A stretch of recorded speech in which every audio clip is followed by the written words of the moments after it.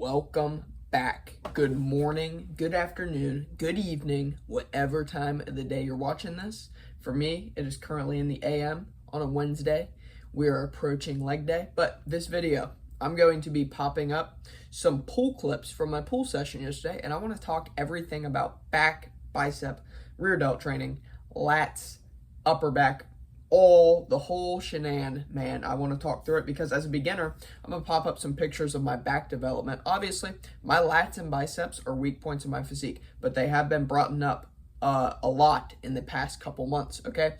So I want to pop up some pictures, and like when I was a beginner, dude, I had no idea. I didn't even know what upper back, how to bias your upper back versus lats, which I'm going to get into everything that you need to know about creating your pull day and what to consider when you're in your session. Okay, so first off, how do you tick off all the boxes for lat training? So this is what I would make sure you have in your week of training, okay? I would have a lat focused row, shoulder extension coming in front. I would have a sagittal plane pull down, so coming from up, like you can do like a close grip row or a single arm pull down up here, elbow to body, elbow down to hip. I would have a frontal plane pull down where your elbows are coming down to here. And then I would have a upper back row where we are performing shoulder abduction, elbows more flared. Okay, so that is everything that I would have within your week of training to make sure all boxes are ticked for your back development. Okay, and again, pull clips will be popped up over here. I'm not going to go into detail. If you want to watch them, watch them. Okay, but that is what I would do for my back. Now, lat training versus upper back training made super simple, right? We're not going to get into all the shoulder abduction, science-based baloney, okay? Just keep it simple, okay? So when you are thinking lat training, especially in a sagittal plane, like a single arm, you want your arm as tight to the body as possible, okay? And you want to think either way, whether you're performing a lat movement or a upper back movement, you want spine neutral and upright, okay? But you want to, for lats, you want to keep that arm path as tight to the body as possible, right? We're thinking shoulder down, driven into our hip pocket, okay? That is lats made super simple. Obviously, there's some other things to go over, like little cues, but I'm not going to go over all that. Now, with a upper back movement, right? Obviously, yes, a chest supported row would be better because it's more stability, but at the same time, don't feel like you can't have some fun unsupported, yeah buddy, bent over barbell rows in your program, okay? But with upper back training, it's simply scapular, again, spine stays neutral and upright, but it's scapular protraction into the stretch, letting your shoulder blades roll forward, and then you're retracting them back with a more elbows flared, okay? Like there is a pencil in between your shoulder blades and you're squeezing them together, okay? But again, that is like back, upper back, how to bias your upper back versus lats made super simple. Now, it's important to note, you can bias regions of your back, right? But even on a lat pull down, you're going to be getting some upper back stimulus, okay? If you're doing a T-bar row, you're still going to be getting some lats, okay? But what makes the biggest difference is the arm path at which your elbow travels, right? Like if you're doing elbows away from hips, right, it's going to be more upper back. Elbows to hips, it's going to be more lats, okay? That's it made super simple without getting into all the science-based stuff, okay? Now, like I said, like have some stable movements within your program, but also have some unstable movements if that's what you enjoy. That is my biggest recommendation with back. Do it all. Make your program enjoyable. Obviously, have some of those optimal movements, but if you enjoy the unoptimal movements, you're going to put more effort into them, so do some, okay? Now, I want to talk about single arm lat training, okay? Because this is the biggest thing that has helped my lat training and getting that internal feel, which is very important. If you're coming off a set of lat pull downs and you feel zero lats, okay, yes, beginners don't have that much lats developed, but you should still be feeling your lats. You should be feeling the targeted muscle. And if you don't, you're probably not performing that movement correctly, right? So with single arm training, I found first off, the internal connection you get is much better. You can align your body with the machine or with the cable much better to get you in the correct position. Again, for example, like a sagittal plane pull down, I will always side for a single arm pull down. Now, yes, you can still do a sagittal plane pull down bilaterally, like a close grip pull down where you're arms are in front of your body and you're just thinking driving elbows to hips. But at the same time, are you connecting as well? And science shows unilateral movements recruit more muscle fibers and are better for muscle growth. Okay, so I would highly recommend like a single arm lat row within your program or a single arm pull down. I would recommend some single arm work when it comes to biasing those lats. Okay, now that's pretty much it with back training, guys. Like, pick a couple variations throughout the week, okay, and run them and be consistent with them and progress them.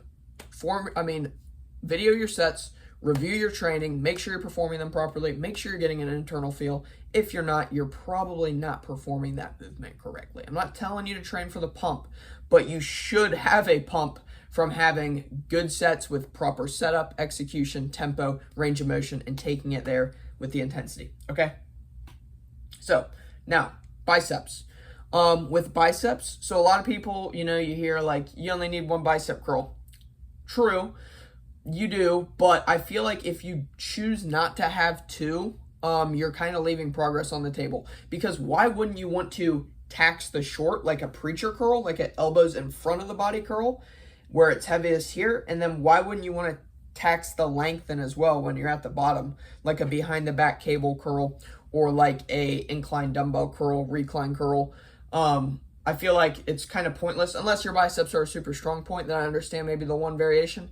But I think having two variations would be the best for most people throughout the week, just to make sure all boxes are ticked and you're not leaving progress on the table. And as well as that, with two bicep variations, yes, that is with a supinated grip, right? But I would also recommend having one variation to maximize your arm development as a whole, with a pronated or a neutral wrist, okay? Whether that's a hammer curl or reverse curl, pick one of them. Get strong at it, progress it, okay? So that is it. I would have 3 curl variations throughout the week if I was anyone, unless biceps are like a super, super strong point, and then maybe just have one variation throughout the week, right? Rear delts.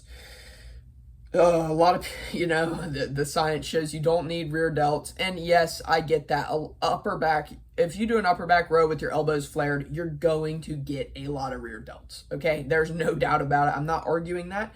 But at the same time, are your rear delts really that overdeveloped to the point where you can't afford doing 2 sets of a rear delt isolation a week? I think you should do rear delt isolations. Again, I'm not going to go too far into depth. Rear delts are pretty easy. Take a straight arm or a slight bend, whichever one's more comfortable. Thinking pushing out and then back as far as you can. It's really not difficult at all to perform a rear delt fly. When you're at the top, just make sure that your hand is a little bit above your shoulder and that your hand's about at eye level when your arm is straight at the top of the movement, whether you do that on a cable or a reverse pec deck fly, okay? But that's it with rear delts. I would do them at least once a week just because why not, right? Who doesn't want bigger boulders on the back of their shoulders, okay? Now, exercise ordering. So, personally, my pull days start with biceps, okay? Most people would be like, well, that's taken away from your pull downs and rows. No, it's really not, man. It's not taken away from that. And if it is, then you are performing your pull downs and rows improperly because you're using a lot of bicep, right? You should not be, the point is obviously, yes, some bicep stimulus is going to be there, but you want to limit it. And wear straps, by the way. I should have mentioned that at the beginning. If you do not have straps, buy a pair of straps, okay? Buy a pair of straps that is going to level up your back training and some leg movements, okay? So please buy a pair of straps if you don't. But again, starting with biceps is not, if you start a push day with triceps, it shouldn't take away very much from your pushing, from your presses, from your rows, from your pull downs, if you are performing those movements properly, okay? So I just wanted to go over that. With weak points, you should be prioritizing them at the beginning of your sessions, right? So if you have a weak point in your physique, you should be starting your sessions with them because the first sets are the most stimulating. And as well as that, you should be looking to hit them with higher frequency and maybe allocate more volume throughout the week to them and maybe take away some volume from your stronger body parts. That is, if you have been lifting for some time and you have developed strong and weak points in your physique, okay? Last thing, with the pull day, I want to go over rep ranges. It's not a huge deal. A good rough ballpark would be 5 to 15 for all movements. But again, that's going to vary, right? Like, do you like a 5-repper on a bicep curl or a lateral raise? Are you getting much out of that? Probably not, especially if you're newer to the gym. You're probably going to break down your form. You're going to be moving your front delts. You're not just going to be bending and flexing your elbow, right? If you're doing a bicep curl.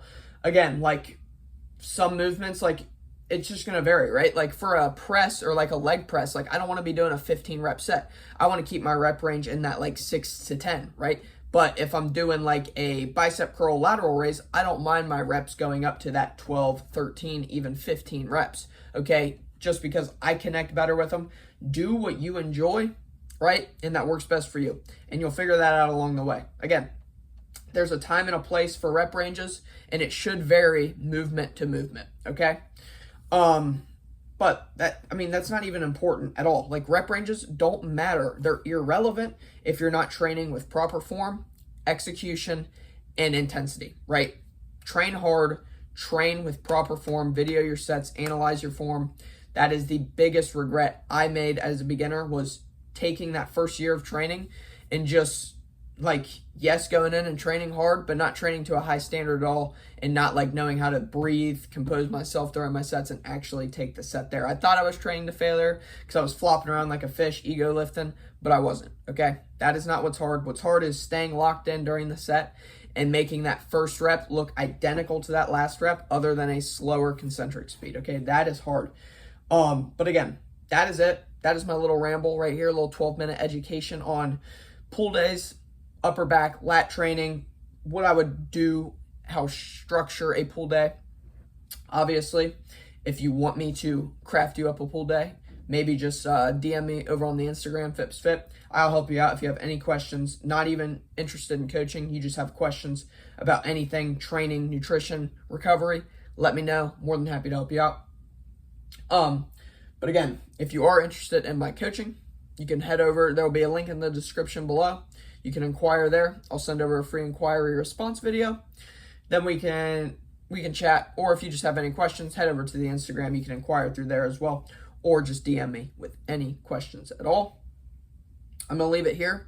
The only thing that is updated for myself, I had a little food increase go in last week, plus 25 grams of carbs on training and rest day. Literally, I'm not going to do another full day of eating because it's the exact same meals, other than meal number 4 has 20 grams of rice more, so 100 grams of rice, and then my intra workout has 10 extra grams of carb powder, okay?